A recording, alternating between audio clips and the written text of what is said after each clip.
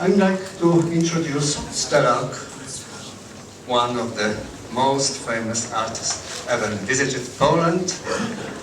He is widely known from performing for very many years, born from Cyprus but based in Australia. At the moment also teaches at Brunel University in London. Sterák will have his exhibition next year here, and today we'll be talking about his artistic experiences from many years before. Thank you. The floor is yours. Be talking about his artistic experiences from many years before. Thank you. The floor is yours. Thanks very much. The human body has now become a contemporary chimera of meat, metal, and code. We sometimes perform as biological bodies, more often perform as bodies augmented and enhanced by instruments and accelerated by machines, but we also have to manage data in virtual systems. So this body now is a body that performs beyond the boundaries of its skin and beyond the local space that it inhabits. This body performs remotely, incessantly. It's also a time of what I call circulating flesh. The blood in my body today might be circulating in your body tomorrow if you're O positive. We can take organs from a dead body and insert them into a living body. We can attach amputated limbs from a cadaver and have them working with a living human being. And interestingly, we can take the skin cell from an impotent male and turn it into a sperm cell. But more interestingly, we can take the skin cell from a female body and turn it into a sperm cell.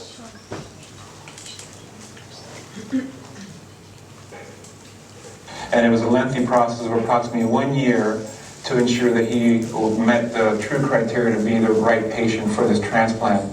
And sure enough, he did meet this criteria. At that time, we described a procedure which would essentially restore everything which was not functioning and appearing normal on his face, which included portions of the scalp, through the forehead, the upper lower eyelids, the nose, upper lower lips, soft tissues of the chin, down to the level of the neck, and the underlying structures, which included the upper jaw, bones around the eye sockets, the upper teeth, the lower teeth, as well as the anterior portions of the tongue. Dr. Rodriguez, he suffered a gunshot accident back in 1997. Amazingly, his sight wasn't affected. He still had his vision, but as you say, he can now smell something he probably hasn't been able to do, for 15 years. He's now talking. Tell us about the moment that he was able to do these things. So the face from the donor body stitched onto the recipient's skull becomes a kind of third face, resembling neither.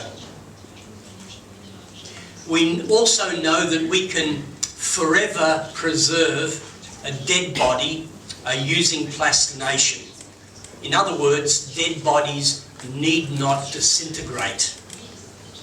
And near dead bodies need not die, because we can preserve and sustain comatose bodies on technological life support systems. So the interesting thing now is that we're blurring the distinction between living and dead bodies, and we're also constructing liminal states. For example, cryogenically preserved bodies now await reanimation at some imagined future. We can also repair the body in radically different ways than we did before. We can use stem cells to tissue engineer and repair malfunctioning parts, and perhaps in the future grow organs of the body. But as well as circulating flesh, this is also the time of what I call fractal flesh and phantom flesh. And by fractal flesh I mean bodies and bits of bodies spatially separated but electronically connected, generating recurring patterns of interactivity at varying scales. And by phantom flesh I mean that we can not only perform with our avatars on the internet, but also with haptic technologies proliferating now on the internet, we'll be able to generate more potent physical presences of remote bodies. Some other interesting things that are happening in this technological terrain that we now inhabit is that circuitry is becoming flexible, and circuitry is becoming much more intimate to our skin. A team of scientists led by University of Illinois professor John Rogers has created a new, less intrusive way of gathering data from the human body. Unlike conventional equipment that hardwires patients to a stationary machine, the epidermal electronics, as they're called, attach to the skin in the same way you would attach a temporary tattoo. Our thought was that if you could convert the electronics from the rigid boxy form that exists today into a format that looks like the skin in terms of mechanical properties, shape, stretchability, toughness, then you could almost make like a second skin that would laminate on the surface of the biological skin in a completely seamless, integrated fashion. So this second skin can monitor, for example, body functions, or pick up electrical signals from the body to use as control signals. This flexible circuitry can be stuck and peeled off the skin, so circuitry becomes much more user-friendly in its flexibility and its disposability. Incoming transmission from Autobot headquarters. Autobot headquarters. This is Optimus Prime. Do you read me? We cannot win this war without your help. Megatron must be stopped. Soundwave is attempting to jam the signal. Answer before it's too late. Incoming transmission from Autobot headquarters. Do you read me? So this is a vision system that does head detection. It does head detection, then virtually skins the person's face. This idea of virtually clothing the body or virtually skinning the body is a kind of augmented reality. Of course, at the moment, you'd need some cumbersome head-up display, but recently there's been developed a contact lens containing micro LEDs inside. Now, at the moment, it's only capable of displaying only a few pixels of information, but they reckon they can pack about 200 of these micro LEDs in a contact lens. So forget Google glasses, you'll soon be able just to simply pop in a contact lens and have an augmented reality projected in your field of vision. This is a project that I'm working on now. It's a robot project that has been conceived as a performance. It's a six-legged insect-like robot. It has a webcam mounted. It has some LED lights fixed at the front. This robot can walk along, not only walk along a flat surface, but this robot will be robust enough and also small enough to be able to climb up my tongue and into my mouth. I just have to be careful not to swallow, but we are making several of these little robots just in case. But this increasing intimacy of bodies and machines will increase. In other words, here at a micro level, they might be able to be inserted inside the body. At a nanotech level, nanosensors and nanobots will be able to detect pathological changes in chemistry, temperature, and blockages in our circulatory system, and so we'd be able to treat these at a cellular level before you feel the tumour in your breast, for example. By the time the symptoms surface, it's far too late.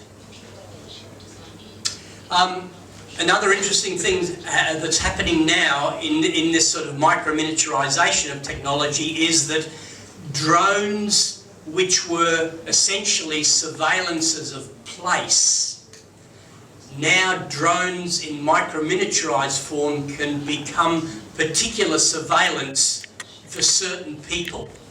Imagine a mosquito-sized bot that might take your DNA sample or take a blood sample whilst you slept. Or if it was a really malicious mosquito, it might inject a poisonous serum. So these micro-sized surveillance objects now can also become particularly lethal to certain people. The suspension performances began exploring the physical and psychological parameters of the body, up and down an abandoned lift well, the body counterbalanced with a ring of rocks, one rut for each insertion point. This performance was stopped when the telephone rang in the gallery. A spinning suspension in Mexico City. The problem with this one was I got sunburnt. A spinning suspension in a seated position. And in this performance, the body is suspended upright from a gantry crane in an abandoned warehouse. The body is holding a control box. Everyone thought it was just going to be an up and down job. In fact, the body can choreograph its movements forwards, backwards, sideways, left and right. No one really knew what was going to happen. The body propels itself forward and people followed. The performance lasted for about 20 minutes. There was a barking dog and a crying child, which sort of added to the atmospherics of the piece. And by stopping and starting suddenly, I developed some swinging, which was an unexpected bonus in the choreography. And the title of the review in the newspaper the following day was A Pain in the Arts. Another suspension performance, one of the few public ones over East 11th Street in New York. I had a good view of the police cars that arrived in all directions after about 5 minutes. What was supposed to be a 30-minute performance ended after about 12 minutes when the police pulled me back through the window and demanded to see my ID. Very difficult to produce under the circumstances. I guess discovering the kind of obsolescence of the body, which was the overriding feeling in these suspension performances, there was a desire to augment the body in some way. And the third hand was the first object that was made actuated by electrodes on the abdominal and leg muscles. So the third hand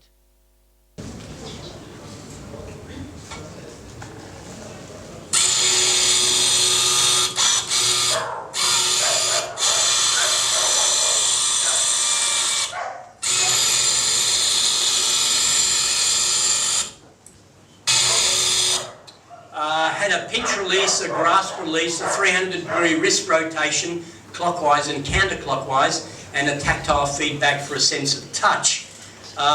Initially it was just a visual attachment to the body. But I did do certain things like Yasha showed before, where I wrote, for example here, one word, each hand writing a separate letter at the same time. I only learned to write 2 words, evolution and decadence, because these were both 9-letter words. And a performance using the third hand, guiding optic fibre cables and laser beams to the eyes, And in addition to the amplified signals coming from the third hand, my brain waves, heartbeat, blood flow, and muscle signals were amplified.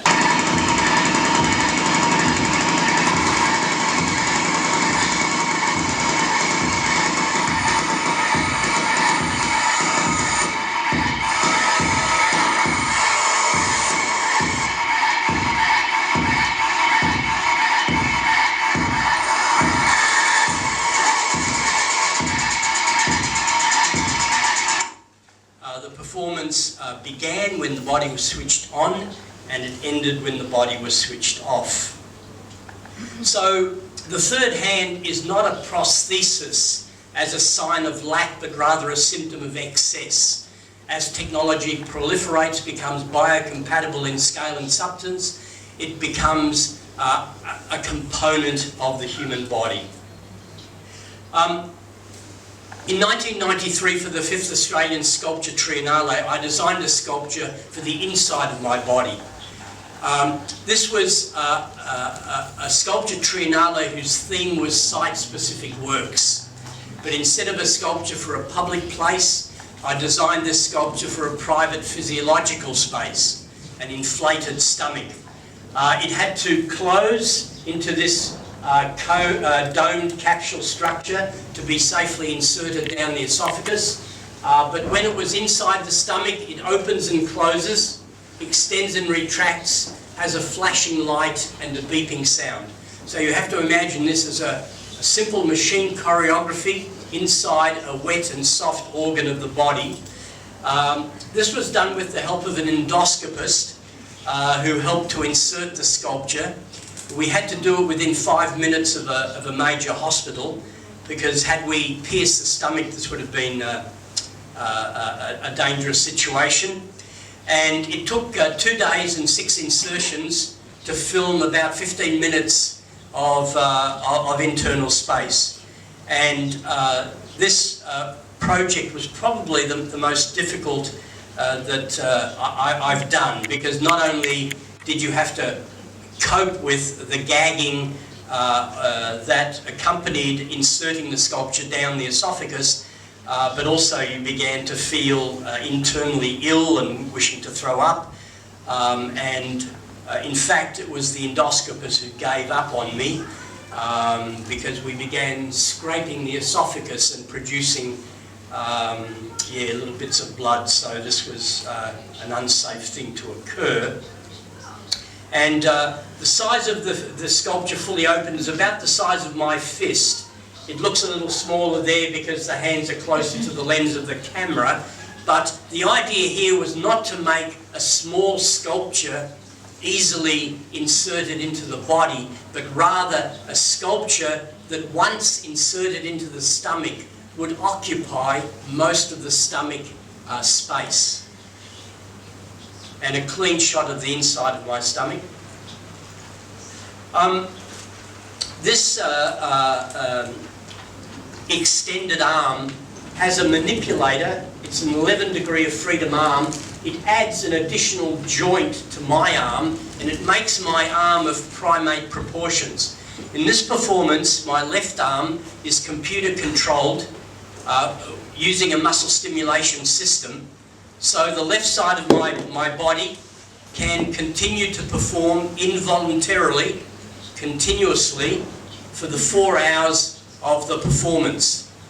Whilst my right arm is extended by an 11 degree of freedom manipulator, so my right arm is of primate proportions, voltage in, involuntary movements, voltage out, actuating a mechanical arm. We streamed it live, and also we made a 3D model that mimicked the movements of the actual mechanism online. So the body performs with its video streaming, with its online presence, with its mechanical manipulator and its VRML model. It didn't take much imagination that if we could do this locally, we might be able to actuate the body remotely. This muscle stimulation box, the blue switches indicate which muscles could be programmed. So as well as my arms, my left leg could also be programmed to move. My right leg, I had to have one leg to stand on and balance. So that, of course, wasn't stimulated. But by this touchscreen interface, by touching the muscles on the computer model, the computer model simulates the movement that you've programmed, and a second later, in Luxembourg, where my body was, the body moves involuntarily. I did have a head-up display, which meant that I could see the face of the person who was moving me. So there was an intimacy without proximity and intimacy without a skin contact. Very strange to watch your body move, and you've neither initiated that movement, nor do you have any expectations as to what is next about to happen. About as machinic an experience as one might have, I suggest. Another split body experience, this upper body exoskeleton, a simple 3 degree of freedom, up, out and with a bend. But if you can imagine, this is happening simultaneously with both arms. 64 simple bits of choreography can be generated. But what was interesting about this performance was that we had constructed an avatar imbued with genetic algorithms whose behaviour alters during the performance. And it's the avatar that actuates the upper part of my body, whilst the lower part of my body is free to move with its own agency. So not another person actuating the body, but an avatar moving my upper limbs. So in these performances, the body performs with what I call a posture of indifference. Indifference as opposed to expectation. So these performances are structured but not scripted. They're allowed to unfold in their own time with their own rhythm. The body is simultaneously a possessed and performing body, a body of voltage in and voltage out. I've always been interested in insect and animal locomotion, and during my residency in Hamburg in 1997, with the help of F-18, we constructed a 6-legged walking robot.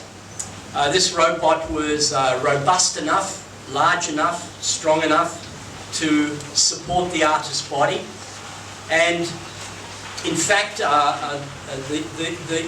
the artist can actuate the movements of the machine with his arm gestures and with a controller that he's holding. So this performance is about taking a robot for a walk.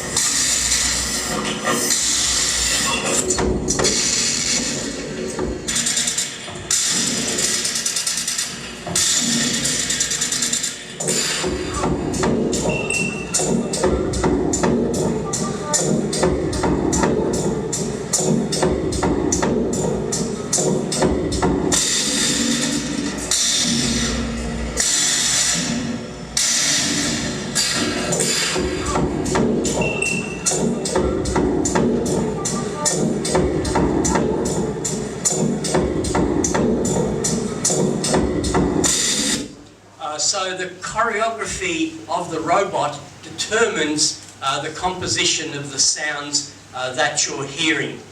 This performance was done for the Eindhoven STRP Biennale earlier this year. And this performance was only about 30 minutes long. But again, as I said, it's just taking a robot for a walk.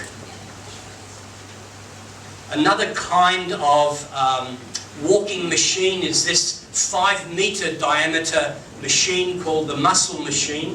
It's called the muscle machine because instead of using pneumatic steel cylinders, we use pneumatic rubber muscles. If you inflate the rubber muscles with 4 bar of air pressure, the rubber muscles simply act as springs holding the mechanism together. 7 bar of air pressure, the rubber muscle expands in girth contracts 20% of its length, producing a strong pulling force. So this robot moves with antagonistically bundled pneumatic rubber muscles. This is a little animation that will indicate how that happens.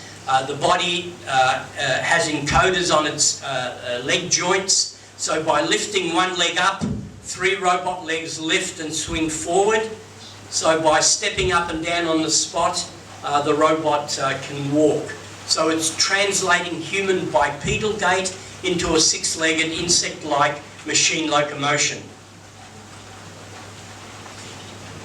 This is the walking head robot. It's a smaller interactive robot, about 2 meters in diameter, and it has a rotating ultrasound sensor on the front of its chassis.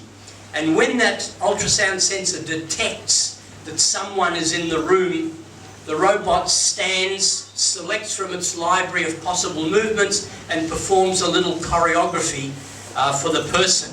And when it's finished, it sits and goes to sleep until it detects the next person.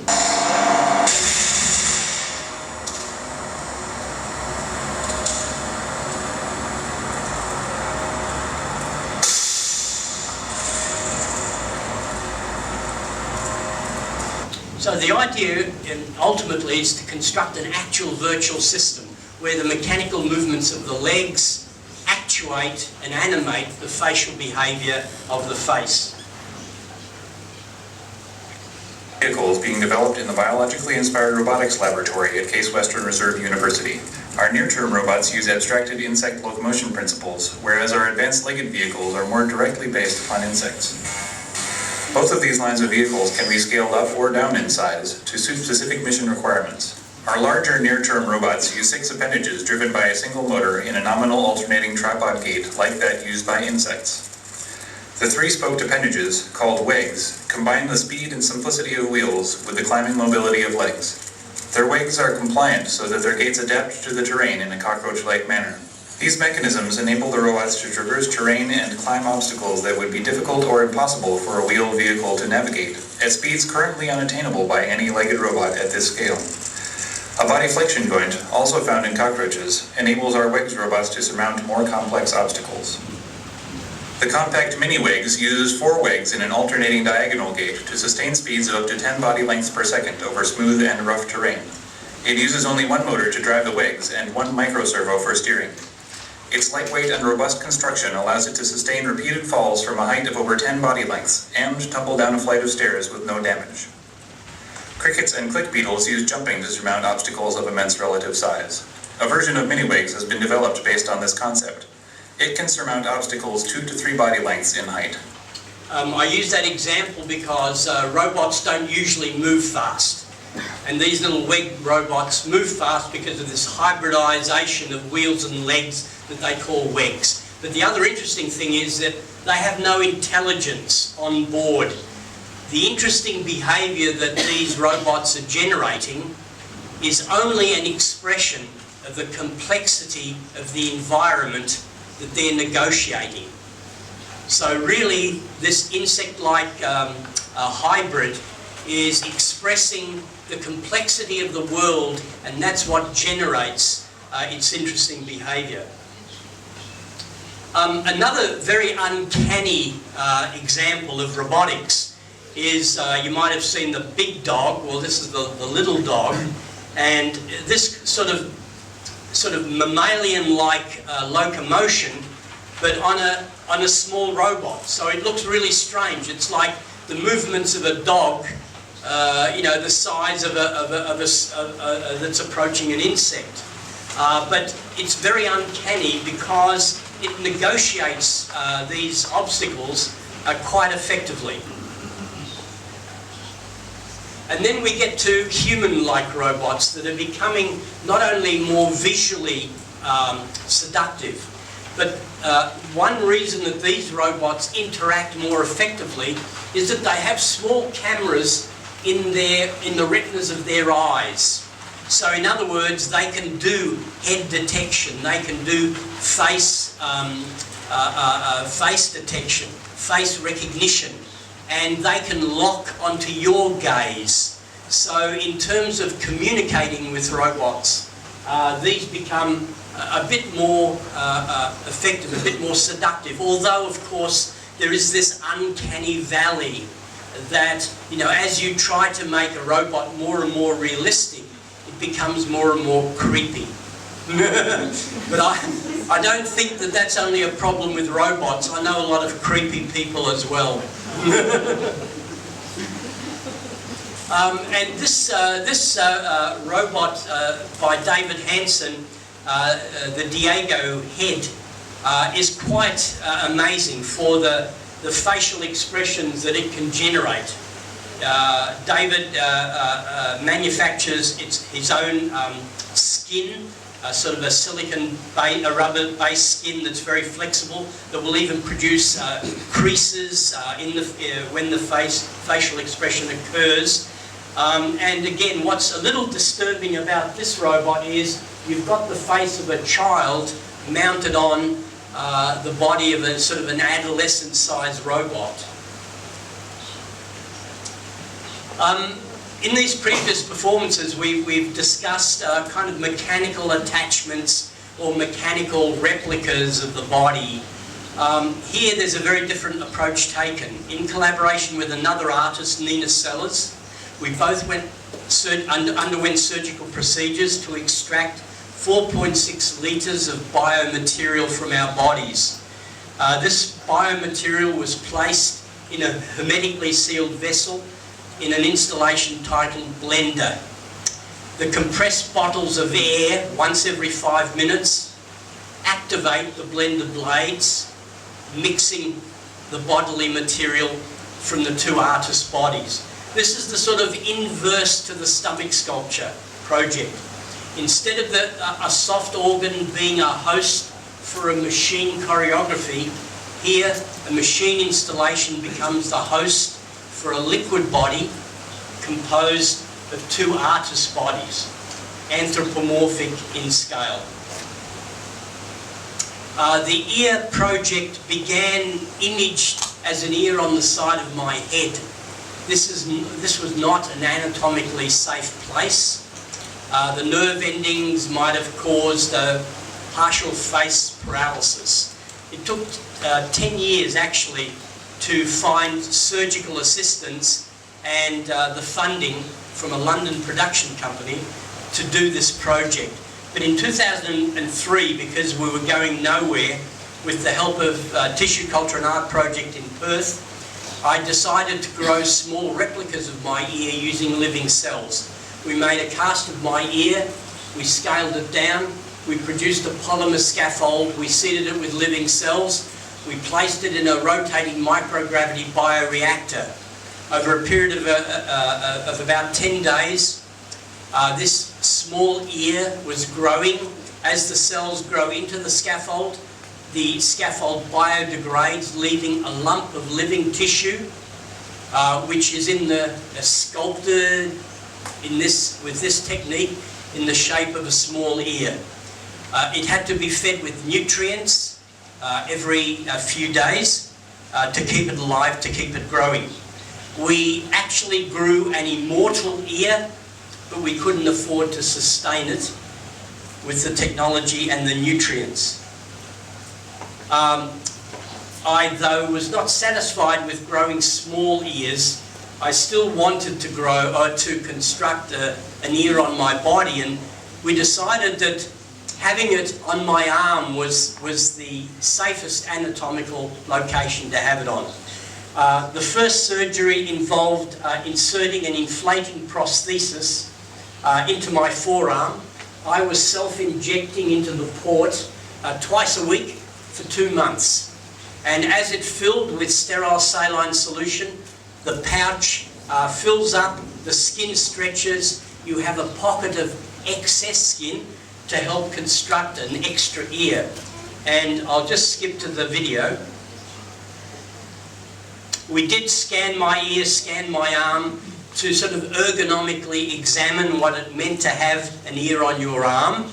But here the scaffold is made from a biomaterial called MedPore. It's porous, it's biocompatible. Once it's inserted beneath the skin, once the skin is suctioned over the scaffold, over a period of 6 months, you get what's called tissue ingrowth and vascularization occurring. Now, I don't know about the lighting situation here. I don't know if you can see the ear. Afterwards, when you switch on the light, you can have a closer look. It's only a relief of an ear at the moment. We still have to lift the helix to create an ear flap, and we're also growing a soft earlobe using my adult stem cells. In fact, once we have constructed a fully three-dimensional ear, we're going to reinsert the small microphone that used to be in the ear, connected to a wireless transmitter, so that in any Wi-Fi hotspot, the ear becomes internet enabled. So if you're here in Gdansk, you'll be able to hear what my ear is listening to. If I'm in London or Melbourne, Australia, wherever I am, wherever you are. This ear is not for me. I've got 2 good ears to hear with. This ear is a remote listening device for people in other places. And even though my arm is wrapped with bandages, has a partial plaster cast immediately after the surgery, even though the surgeon has a face mask, in fact it's a little dark here, but he's speaking into the ear is picking up the sound, it's being wirelessly transmitted. So the project is quite a plausible one. So we've replicated a bodily structure, we're relocating it to the arm and hopefully rewiring it in the future for additional capabilities. This project generated some other performances. I made a 4-meter long sculpture of the ear on my arm. This was laser scanned and laser cut. I don't carve. And the body in this performance, this was for the Sculpture Triennale in Australia. I lay on the sculpture. Because the sculpture is white, I decided to cover my body with white clay. And the clay cracks over a period of about an hour because of the body heat. It was a very cold day. Whilst I was lying on this sculpture, unfortunately, I had another idea for the ear on arm sculpture. And in Melbourne, about 1.5 years ago, I decided to do another suspension performance, the first one after 25 years. And the idea here was lying on the sculpture, the insertions were done into the body. When everything was ready, the body was winched up, only about 50 centimetres above the sculpture. Make sure that everything's been removed. Go, Cameron, go.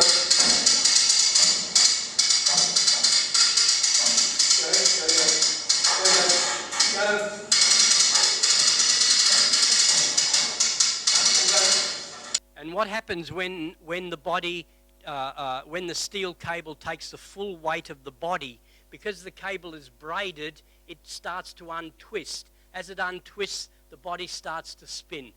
Very slowly at first, then it speeds up in one direction, then slows down and the other direction. I thought this might last for 5 minutes. It lasted for about 15 minutes. 10 minutes too many from my point of view. This idea of the suspended body spinning above the ear on arm sort of reanimates the past performances, but also exposes the physical nature of the ear on arm project. Imatic Face Station is the revolutionary new way to create 3D facial animation. When you provide Face Station with video of an actor speaking into a camera, Face Station automatically creates matching facial animation in a 3D animation package, from a smile, to surprise, to a frown. The actor literally drives the 3D character. It's that simple and that amazing. Okay, so that was state of the art about 2002. State of the art now. ImageMetrix performance-driven facial animation delivers results never before possible. You can transfer an actor's performance directly onto any digitally created character. So, you think I'm just another pretty face? Just you take a look at this. So this is real-time motion capture. It's only a vision system and it's mapping her expressions onto the virtual character. Higher fidelity 3D modeling. Better facial expressions.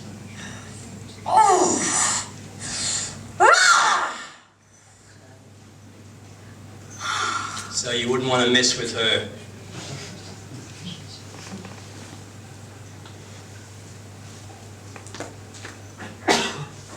Hello there. Hi. How are you? Great. You? I'm okay. That's good. Are you good? Yes, I am good. I just said I was. No, you didn't. I said I was. So you are a robot? No, my name is Cliverben. Yes, you are a robot and your name is Cliverben. I am a robot. Yes, I know. Together we are robots. I'm not a robot. I'm a unicorn. But you said earlier that you were a robot. I did not. I thought you did. You were mistaken. Which is odd, since memory shouldn't be a problem for you. I've answered all your questions. No, you haven't. What is God to you? Not everything. Not everything could also be something.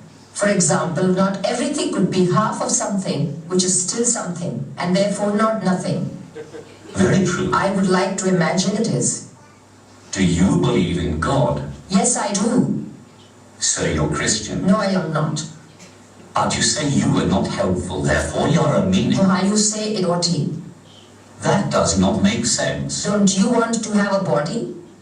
Sure. Or if one? Okay, so the logic is more charming than sort of rational. But what Yasha said before, that machines will begin communicating amongst themselves, and perhaps then they'll begin conspiring. My own prosthetic head project was a 3,000 polygon mesh, skinned with my own skin texture, eyeballs, tongue and teeth, separate moving elements. Of course, that was hand done in 2002. Now we would just scan the face and produce an instant skin. You can produce an instant skin of anyone and apply a grid to that, and you can animate that skin. You wouldn't know any difference on a screen between the real person and the image. But this stretched skin image, this flattened skin, is a very seductive image in itself. And I did this installation, a 4 metre by 3 metre photographic installation, where the photo panels are not on the wall, they're 40 centimetres off the floor. They're lit from above, you don't see the supports underneath, so when you walk into the gallery you see this seemingly floating, flattened face, this kind of landscape of stretched skin. I've turned up the lights in the gallery so I could take the photograph, but if you can imagine this in semi-darkness, and the image of the flattened face appears to be floating just above the ground. Another interesting project that resulted in the prosthetic head, from the prosthetic head, was the partial head, where we scanned the artist's face. We scanned a hominid skull. We produced a digital composite of this human face over the hominid skull, used that data to 3D print a scaffold, and then grew a layer of living skin using living cells in a custom-built bioreactor. So this living skin was grown over this construct. If you saw it under a microscope, this is what you would have seen. It got contaminated within a week, and the nutrients had to be drained and replaced by formaldehyde to fix the specimen for the rest of the exhibition. This is a project that I proposed for the International Symposium of Electronic Arts in Sydney, which succeeded in getting funding, but it will not happen. The idea was that we would engineer an incubator that was hospitable to both human body and to microbes, and the idea was to grow a living microbial skin over my skin. This would have taken about 4 days. I would have had to have been in there for 4 days. What we didn't know, unfortunately, was that the microbiology lab, whose assistance was critical, decided, unbeknownst to us, that they had to get permission from their ethics committee. And the University Ethics Committee did not allow them to participate in this project. And this all happened too late for us to make other arrangements. So unfortunately, this will have to happen somewhere in Europe. Coming to an end of this presentation, an interesting new direction in research is what's ambitiously called organ printing. So imagine this rapid prototyping, hybridization with tissue culture, and instead of printing with cartridges of coloured ink, you can print with cartridges of living cells, layer by layer. The biodegradable paper would disappear after a day or so. You would be left, in this case, with a printed piece of vein or artery or a bit of esophagus or whatever that you could transplant without any immunological problems. And if we can give the computer all the 3D information of a complex organ like the heart, the structure, the different tissue types, cell types, then Hewlett and Packard promises to develop a 3D printer. Here it's printed a human heart. Now, of course, that would be half the problem. You'd have to dump this heart in a vat of nutrients. You would have to provide a continuous blood supply at 37 degrees centigrade, electrically stimulated intermittently. Hopefully the heart starts beating. Then you can transplant this into a patient without any immunological problems. If this happens, if we can stem cell organs, if we can bioprint organs, then we're going to have a situation where organs are going to be in excess.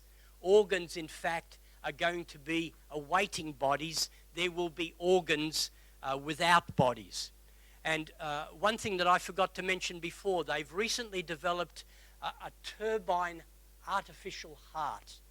Now, the interesting thing about this turbine heart is that it's much smaller than any other artificial heart, and it's more robust and will definitely outlive the patient's life. But interestingly, it circulates the blood continuously without pulsing. So, in the near future, you might put your head on your loved one's chest. They're warm to the touch. They're breathing. They're certainly alive. They have no heartbeat.